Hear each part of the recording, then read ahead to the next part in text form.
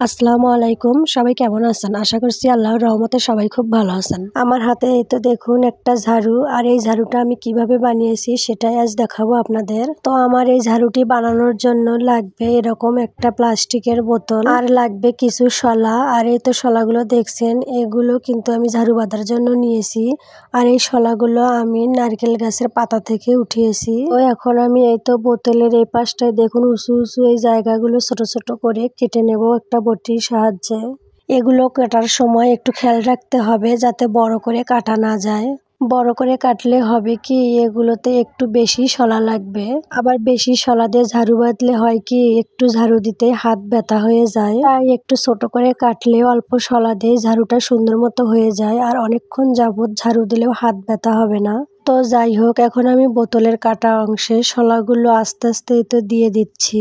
এভাবে অল্প শলা দিয়ে ঝাড়ু বাঁধলে সব ধরনের ঝাড়ু দেওয়া যায়, যেমন ঘর বাড়ি বলেন, উঠান বলেন, গোয়ালঘর বলেন, কিংবা বিছানার বলেন, সবকিছুই ঝাড়ু দেওয়া যায়। তো এই তো আপনাদের সঙ্গে কথা বলতে বলতে আমার বোতলে শলাগুলো ভরানো প্রায় শেষের দিকে। তো সবগুলো কাটা অংশে শলাগুলো ভরানো হয়ে গেলে এবার আমি সবগুলোতে একটা দুটো করে চেপে চেপে শলাগুলো দিয়ে দেব।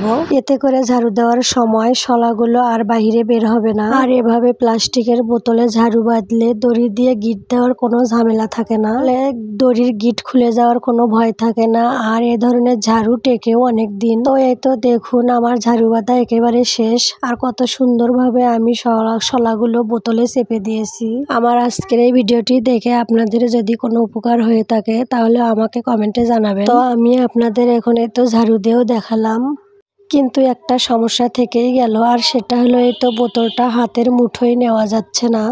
তো ভয় নেই, এরও একটা সুন্দর সমাধান আছে। আর সেটা হলো এই তো এখন আমি চুলায় আগুনের আছে আমি বোতলটা সেক দিয়ে নিচ্ছি। আর এতে করে একটা নয় দুটো সমস্যার সমাধান হবে। প্রথমটা হলো চুলায় আঁচ দেওয়ার কারণে প্লাস্টিকের বোতলটা গলে শলার সঙ্গে একেবারে লেগে থাকবে। এতে করে শলাগুলো আর কখনোই বাইরে বের হবে না।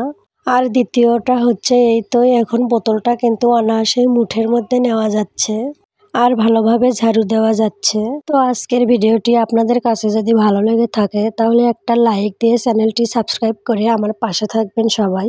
আল্লাহ হাফেজ।